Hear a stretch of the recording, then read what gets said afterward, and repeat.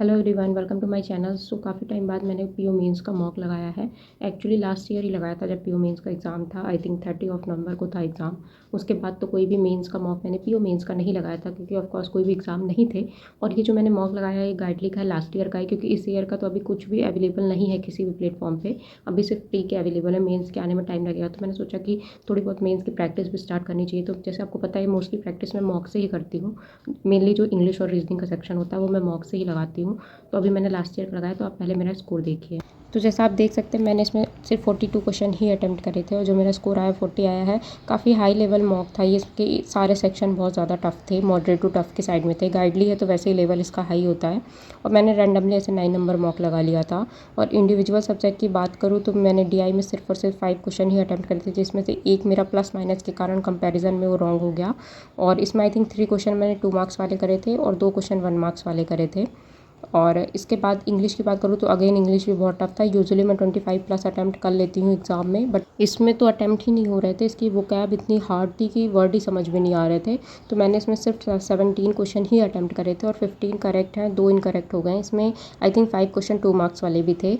और जो स्कोर बना है 18.25 बना है। उसके बाद जी ऑफ कोर्स मैंने अटैम्प्ट नहीं करा है। और उसके बाद रीजनिंग की बात करूँ तो रीजनिंग मैंने इसमें 20 क्वेश्चन अटैम्प्ट करे थे, और जो 5 क्वेश्चन इनकरेक्ट हो गए हैं तो उसमें एक मिसलिनियस के हैं, एक शायद क्रिटिकल रीजनिंग का है, एक या 2 क्रिटिकल रीजनिंग का है। और 2 क्रिटिकल के तो मैंने सही लगा के उसको फिर गलत मार्क कर दिया था। पहले मैंने वही लगाया था, बट मुझे ऐसा लगा शायद ये सही नहीं होगा, तो मैंने उसको चेंज कर दिया था आंसर, तो वो भी सही हो जाते। तो रीजनिंग का जो स्कोर था 16.25 ही था। और उसके बाद जैसे मैं आपको बता रही थी तो ये 2 मार्क्स वाले थे।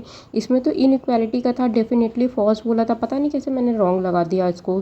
जबकि इसमें मैंने बाद में रीचेक भी किया और एक ये तो राइट था, 2 मार्क्स में ही था ये भी, क्रिटिकल का पार्ट था। और इसमें मैंने सही लगाया था, लास्ट ही लगाया था, पर लास्ट मिनट मैंने इसका आंसर चेंज कर दिया। मुझे लगा शायद वो प्रूफ दे रहे हैं तो वो ज़्यादा वीकेंड कर सकता है स्टेटमेंट को, तो इसलिए मैंने फर्स्ट चेंज कर दिया, वरना ये भी सही हो जाता। उसके बाद इसमें मैंने एक पज़ल भी बनाई थी, नॉर्थ फेसिंग की थी, और बहुत लोग उसमें बैठे थे, कुछ फ्लावर भी पसंद कर रहे थे, ऐसा था वेरिएबल के साथ ही। उसके बाद मैंने मिसलिनियस के 2-3 क्वेश्चन अटैम्प्ट करे थे। उसके बाद ये सिलॉक्स था, रिवर्स सिलॉक्स जिसको बोलते, तो ये तो मेरे सारे सही थे। और उसके बाद ये वाली पज़ल थी जो मैं बात करी थी कि मैंने अटैम्प्ट करी है, तो ये इसमें भी काफ़ी 9-10 मिनट लग गए थे, बट एट लास्ट ये बन गई थी। अच्छी थी, थोड़ी सी कंफ्यूजिंग थी, बट बन गई थी। और उसके बाद ये जो क्वेश्चन थे मिसलिनियस वाले, तो इसमें एक मैंने रॉन्ग कर दिया था, 3 शायद इसमें टोटल थे, तो ये भी अटैम्प्ट करे थे मैंने। मिसलिनियस तो ऑलमोस्ट मैंने सारे ही, और ये मैंने अटैम्प्ट कर लिया था। थोड़ा टाइम मैनेजमेंट अगर रीजनिंग में अच्छा होता तो मैं शायद एक पज़ल या थोड़े क्वेश्चंस और अटैम्प्ट कर लेती, बट स्टिल मैंने ट्राई किया है कि अपने तरफ से मैं रीजनिंग में जितने मार्क्स गेन कर सकती हूँ उतना गेन करूँ। और ये इंग्लिश का जैसे मैंने बताया बहुत ही ज़्यादा हाई लेवल था ये भी, तो इसमें बहुत ज़्यादा डाउट हो रहा था कि कौन सा सही है कौन सा नहीं है। और पैराचंबर्ट के मैंने सिर्फ 2 ही क्वेश्चन अटैम्प्ट करे थे। आई थिंक एक उसमें फिलअप वाला भी था, और वो भी अच्छे से समझ में नहीं आ रहा था, तो जो जो मुझे समझ में आया सिर्फ मैंने वही किए थे, और 2 क्वेश्चन इसमें भी रॉन्ग हो गए। इसमें जो एरर डिटेक्शन थे, करेक्ट वाला जो फाइंड करना था, वो भी बहुत कंफ्यूजिंग था। वो कैब ऑलरेडी बहुत ज़्यादा टफ थी, मतलब समझ में ही नहीं आ रहे थे। आधे का तो वर्ड ही नहीं समझ में आ रहा था कि इसका मतलब क्या है, तो उसको मैं चेंज कैसे करूँ, तो मैंने सारा कुछ स्किप कर दिया था। और उसके बाद मैं बात करूँ जैसे कि मैंने बताया डीआई का, तो डीआई में भी वैसे ही हुआ था कि मैं पहले सोचा मैंने कि मिसलेनियस वाला पार्ट मैं सॉल्व कर लेती हूँ, उसके बाद मैं नेक्स्ट वाला पार्ट करूँगी, यानी डीआई वगैरह। तो मिसलेनियस के जितने क्वेश्चन थे तो मैं ट्राई कर रही थी कि एटलीस्ट मैं वो सारे सॉल्व कर लूँ। ज़्यादा मिसलेनियस होता नहीं क्योंकि पीओ मेंस है। तो मैंने पहले डीआई भी ट्राई करी थी 1-2, पर वो मुझसे हुई नहीं, तो फिर मैंने मिसलेनियस ट्राई किया। तो जैसे मैंने बताया कि एक मैं प्लस माइनस के कारण मैंने रॉन्ग कर दिया था ये वाला। इसमें कंपैरिजन में आई थिंक मैंने +24 था, मैंने माइनस ऐसा कुछ ले लिया था। हालांकि वैल्यू मैंने सारी कैलकुलेट कर ली थी, बट वो कंपैरिजन में गलत हो गया। 2 मार्क्स के थे, तो एक क्वेश्चन यहाँ से और सही हो जाता, बट ठीक है। अभी बहुत ज़्यादा मेहनत करनी है, एटलीस्ट एक डीआई तो बननी ही चाहिए इसमें। पूरे एग्ज़ाम में एक डीआई और जो भी मिसलेनियस हो, तभी सेक्शनल कट ऑफ भी क्लियर होगा, तो अभी बहुत ज़्यादा मेहनत की ज़रूरत है। तो जैसा अभी आपने मेरा स्कोर देखा, तो of course score up to the mark बिल्कुल नहीं है, बहुत सारी मेहनत की ज़रूरत है। रीजनिंग में मैंने 2-4 बहुत सारी मिस्टेक्स करी, उसको मुझे नहीं करना है। और इंग्लिश बहुत ज़्यादा टफ था, आपको पता ही होगा कि गाइडली का जो लेवल है ऑलरेडी बहुत टफ आता है, और ये मॉडरेट लेवल मॉक था। और मैं बोलूँगी क्वांट में और भी क्वेश्चन अटैम्प्ट हो सकते थे। 1-2 नंबर का क्वेश्चन अगेन मैंने प्लस माइनस के में उसको गड़बड़ कर दिया करने में। और भी क्वेश्चंस हो सकते थे बट स्टिल अभी मैं मेंस प्रैक्टिस कर ही रही हूँ। जो मेनली क्वांट वाला पार्ट है वो, और रीजनिंग और इंग्लिश तो जैसे मैंने बताया मैं मॉक से ही करती हूँ, मैं एक्स्ट्रा कुछ भी नहीं करती उसके लिए, और मुझे नहीं लगता उसके लिए मुझे कुछ भी एक्स्ट्रा करने की नीड है, क्योंकि मुझे इतना समझ में आ गया है कि रीजनिंग के मुझे मेंस में क्या अटैम्प्ट करना है और क्या नहीं अटैम्प्ट करना है, कैसे मुझे नंबर गेन करने। सेम इंग्लिश के साथ भी ऐसा ही, इंग्लिश में मुझे पता है कि इंग्लिश में मुझे कैसे क्या अटैम्प्ट करना है। और जीए की बात, तो जीए तो अभी मैंने ये ऑफकोर्स लास्ट ईयर का था तो अटैम्प्ट नहीं किया है। इस ईयर का ऑफकोर्स अभी बहुत रिवीजन करना है, बहुत ज़्यादा डिटेल में पढ़ना है फिर से। और जैसे मैंने अपने लास्ट वीडियो में भी बोला था कि जीए के लिए मैं जून से स्टार्ट करूँगी, जून जुलाई अगस्त सितंबर 4 महीने का।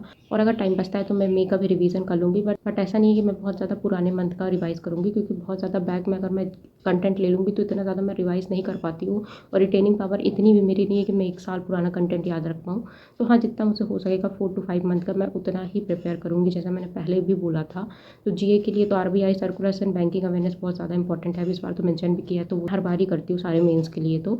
और अभी मैंने ये मॉक लगाया था तो मैंने सोचा कि मैं आपके साथ स्कोर शेयर कर दूँ। जैसा मैंने बोला कि लास्ट जो मॉक लगाया था मैंने वो नवंबर टाइम पे लगाया था जब पीओ मेंस का एग्ज़ाम था। उसके बाद तो पीओ के कोई भी मॉक नहीं लगाए थे, ना प्री के ना मेंस के। टाइम पे ही लगाया था जब पीओ मेंस का एग्ज़ाम था। उसके बाद तो पीओ के कोई भी मॉक नहीं लगाए थे, ना प्री के ना मेंस के, क्योंकि कोई भी एग्ज़ाम नहीं था। तो प्री की प्रिपरेशन तो चल ही रही है जैसा मैंने बताया, लेकिन मेंस के लिए बहुत ज़्यादा इंपॉर्टेंट है। आपको पता ही होगा कि डिस्क्रिप्टिव में पहले लेटर और इससे आता था, तो उसमें मुझे ज़्यादा प्रॉब्लम होती नहीं थी, क्योंकि कंटेंट तो मैं ऑन द स्पॉट सोच के ही लिख देती थी, और मेरे वर्ड्स 30-40 वर्ड अगर रिमेनिंग होते थे तो होते थे। मोस्टली मैं लेटर तो पूरा ही कंप्लीट करती थी, और ऐसे में अगर होता था बहुत ज़्यादा तो 20-30 वर्ड ही रिमेन होते थे, उससे ज़्यादा नहीं होते थे, मैं कंप्लीट कर देती थी उसको। बट स्टिल इस बार थोड़ा सा पैटर्न चेंज हो गया डिस्क्रिप्टिव का भी। अब इस बार आपने देखा कॉम्प्रिहेंशन वगैरह भी आएगा। तो अगर स्कूल टाइप में, जो कॉलेज टाइप में कॉम्प्रिहेंशन आते थे कि कोई पैसेज होता था उससे आपको आंसर टाइप करना है, इन्फरेंस बेस्ड जो होते हैं, एज इट इज़ नहीं लिखना है, तो मे भी शायद उस टाइप का है, लेकिन वो अब एग्ज़ाम में ही क्लियर होगा कि वो कैसा देंगे या क्या देंगे, तो उसकी भी प्रैक्टिस करना है। और साथ में थोड़ी टाइपिंग स्पीड फिर से मेंटेन करनी पड़ेगी, क्योंकि ऑफकोर्स लास्ट ईयर के बाद कोई भी मेंस पीओ मेंस नहीं था, तो टाइपिंग स्पीड बहुत ही ज़्यादा बिगड़ चुकी है। तो टाइपिंग की स्पीड भी बढ़ानी है, तो उसका भी मैं मॉक लगाऊंगी तो आपके साथ स्कोर शेयर कर दूंगी। अगर डिस्क्रिप्टिव का भी जब से मैं लगाना स्टार्ट करूंगी, आज मैंने यही लगाया था तो मैंने सोचा आपके साथ स्कोर शेयर करूँ। और आपने भी कोई मॉक लगाया तो प्लीज़ अपना स्कोर शेयर करना। और मुझे पता है कि अभी बहुत ज़्यादा मेहनत की ज़रूरत है प्री एंड मेंस दोनों में। प्री में तो उतनी ज़्यादा मुझे प्रॉब्लम नहीं होती, स्पेशली मेंस में, लेकिन हाँ, लेकिन प्री में भी मार्किंग स्कीम चेंज हुई, उसके ज़्यादा बहुत ज़्यादा इफेक्ट पड़ रहा है। जैसे मैंने बताया कि क्वांट और रीजनिंग में दोनों, रीजनिंग का थोड़ा लेवल बढ़ गया और क्वांट में भी मार्क्स कम हो गए जहाँ से मार्क्स गेन होते थे, तो उसको भी थोड़ा टैकल करना पड़ेगा। और मेनली तो मेंस है, मेंस में अभी अप्रॉक्स 3 मंथ का टाइम रिमेनिंग है, लेकिन वो भी बहुत ही कम होगा अगर आप प्रिपरेशन करोगे तो वो भी बहुत कम लगता है, क्योंकि बहुत सारी चीज़ें होती है पढ़ने के लिए, रिवाइज करने के लिए, कुछ नया होता है सीखने के लिए, बहुत अलग अलग तरह के क्वेश्चन होते हैं।